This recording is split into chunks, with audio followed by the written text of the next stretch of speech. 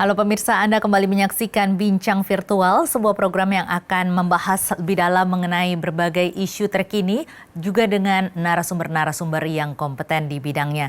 Dan tentunya tema kita pada hari ini adalah The New Normal atau kehidupan normal baru dengan adanya pandemi COVID-19 ini. Dan seperti kita ketahui pemirsa, pandemi COVID-19 ini diprediksi akan berlangsung cukup lama baik di Indonesia maupun di seluruh dunia. Dan Presiden Joko Widodo juga baru-baru ini menghimbau kepada masyarakat agar berdamai dengan corona. Nah, apakah konsep dari berdamai dengan corona itu? Kemudian juga bagaimana kita beradaptasi seharusnya dengan COVID-19 ini? Nanti kita akan bahas dengan narasumber-narasumber kita pada malam hari ini, tetapi saya ingin mengajak Anda untuk menyaksikan tayangan yang berikut ini. Tidak ada yang mengetahui kapan pandemi COVID-19 ini akan berakhir. Di media sosial pun sedang ramai dibahas mengenai kehidupan dunia baru atau The New Normal pasca Presiden Joko Widodo meminta masyarakat Indonesia hidup berdamai dengan virus corona beberapa waktu lalu. The New Normal adalah keadaan di mana pada akhirnya masyarakat Indonesia harus bisa beradaptasi dengan keadaan yang baru.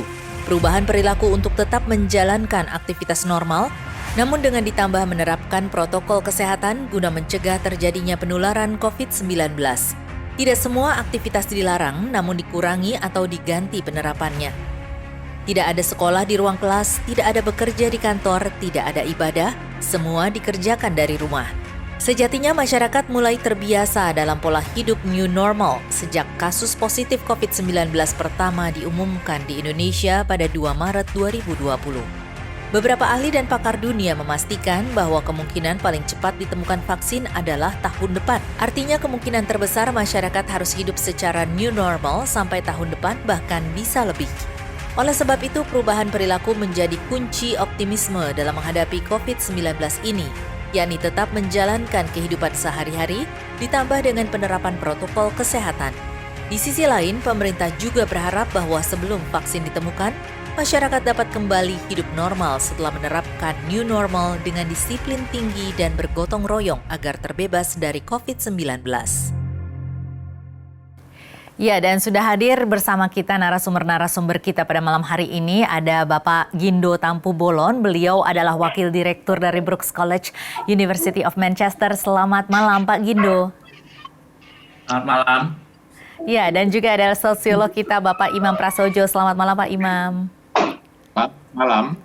Dan sudah hadir juga Ibu Evita Nursanti, anggota DPR RI dari Komisi 6 Fraksi PDI Perjuangan. Selamat malam Ibu Evita. Selamat malam, selamat malam. Iya, ini kita memang pada akhirnya harus berdamai ya dengan corona, dengan juga mengadaptasi kehidupan normal yang baru. Nah, sebenarnya apa sih kehidupan normal yang baru itu? Mungkin saya akan ke Pak Gindo dulu. Terima kasih Mbak Tasya. Saya mesti memberitahu dulu pendapat saya pribadi sebagai peneliti ya, dan lantas nanti saya akan menanggapi keputusan beliau untuk berdamai dengan virus corona ini.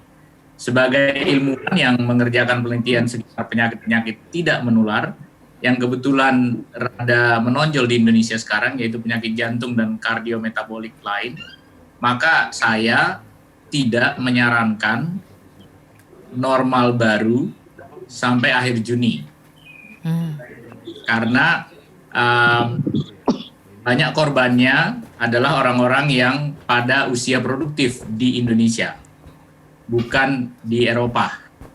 Dan kalau kita menerima itu, maka sudah pasti dengan normal baru ini, Indonesia akan kena gelombang kedua COVID karena manusia produktifnya banyak yang meninggal. Jadi ada gelombang kedua karena losses in human capital. Tetapi karena saya juga warga negara Indonesia dan cuma satu-satunya paspornya itu cap Garuda, jadi saya ngikut presiden. Kalau presidennya bilang normal, maka kita mesti pikirkan bagaimana membuat normal baru ini bisa jalan. Nah, itu sudah disebut ada dua hal. Satu, ada perubahan perilaku. Dan yang kedua, ada penerapan protokol kesehatan di hidup sehari-hari. Di rumah ibadah, di kantor, di pabrik, di perjalanan. Itu. Nah, kalau perubahan perilaku itu, semua saya kira sudah mendengar. Apakah memang dilakukan, itu lain cerita ya. Jadi soal mencuci tangan, menjaga jarak, menjaga giliran, kalau masuk pertokoan, dan lain-lain. Saya kira itu tidak asing, tidak aneh. Kalau melakukannya, memang masih jadi hambatan. Kami di Inggris tidak punya banyak hambatan mengikuti itu. Tetapi saya tahu kawan-kawan di Indonesia punya banyak hambatan mengikuti prosedur yang sudah jelas, terang benderang, dan cukup sederhana. Nah, yang perlu saya ingatkan juga adalah karena kita mau bergerak ke arah normal baru, ada kemungkinan Indonesia akan jadi dikucilkan di negara-negara Asia Tenggara. Ada kecenderungan seperti Selandia Baru dan Australia membentuk balon aman, di mana perekonomian mereka itu jadi sangat erat karena dua-duanya sudah aman dari corona. Karena Indonesia itu aneh sendiri di ASEAN 5, maksudnya tidak sebanding dengan Singapura, tidak sebanding dengan ASEAN, Vietnam misalnya, bisa jadi begitu ada balon aman nanti, 2 tahun yang akan datang, Indonesianya nggak ikut, karena masih jadi sumber corona yang cukup banyak. Jadi kalau mau ngikut normal baru ini, itu mesti dipertimbangkan. Nah, yang terakhir yang mau saya tekankan, selain perilaku pribadi, yang terakhir itu adalah protokol kesehatan di pabrik, di perkantoran, dan di perjalanan. Saya dengar misalnya di Indonesia orang menyebut sebaiknya orang yang 50 tahun ke atas itu lebih hati-hati, yaitu tidak masuk mal misalnya, atau jangan dulu masuk kantor, tapi kerja di rumah. Yang saya ingin tekankan adalah temuan kami sejak 2014 di PLOS ONE bersama Asri Maharani, dan juga di 2019 di Journal of American Medical Association Cardiology, menunjukkan bahwa orang Indonesia umur 40 tahun ke atas, itu 70% tidak sadar mereka itu berpenyakit jantung, stroke, dan bisa mati 8 tahun ke depan, nggak diapa-apain. Corona pun mereka itu besar kemungkinannya akan meninggal 8 tahun ke depan. Jadi, walaupun umurnya itu masih muda, 40-an atau 30-an sekarang, karena diabetes banyak di Indonesia, mereka sebenarnya punya peluang mati karena corona jauh lebih besar daripada orang umur 50. Boleh saya tunjukkan satu-satunya gambar baru? Biar kalian lihat betapa berbahayanya mengabaikan apa yang kalian semua nggak tahu di Indonesia. Boleh saya tunjukkan screen-nya? Iya, silakan Pak. Kelihatan ya? Ya, sudah terlihat. Oke, judulnya adalah Peluang Hidup Pasien COVID-19 kalau mereka berpenyakit jantung, diabetes, dan darah tinggi, dan kalau mereka kelompok umur tertentu. Ini saya buat hari ini berdasarkan data dari gugus tugas DKI sampai 31 Maret. Jadi sumbu tegaknya itu adalah berapa yang masih hidup. Jadi misalnya yang kiri itu laki-laki, kalau dia penyakitnya itu adalah lain-lain, bukan penyakit jantung, ya. Kalau dia laki-laki, penyakitnya itu lain-lain, maka sebulan kemudian 90% masih hidup. Tetapi kalau dia penyakitnya jantung, grafik yang di kiri itu menunjukkan bahwa sebulan kemudian peluang hidupnya itu cuma 75%.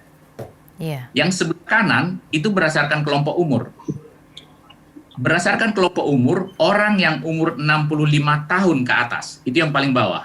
Orang yang umur 65 tahun ke atas, kalau dia sakit COVID-19, saya tunggu sebulan di rumah sakit pun di Jakarta, dia berpeluang meninggal 20% atau berpeluang hidup 80%. Nah, kalau dia penyakit jantung dan lain-lain, peluangnya untuk hidup itu jauh lebih rendah. Grafiknya jauh di bawah orang yang umurnya 65 tahun. Maksudnya begini, kalau kita berumur berapapun di Jakarta, kalau kita punya penyakit jantung, itu sama dengan umur kita tambah 25 tahun. Jadi kalau mau bikin protokol, perhatikan penyakit awalnya, bukan umurnya. Terima kasih. Baik. Nanti kita akan lanjutkan lagi perbincangan kita di Bincang Virtual, tetapi kita harus jeda dulu. Pemirsa, tetaplah bersama kami di Bincang Virtual, kami akan kembali sesaat lagi.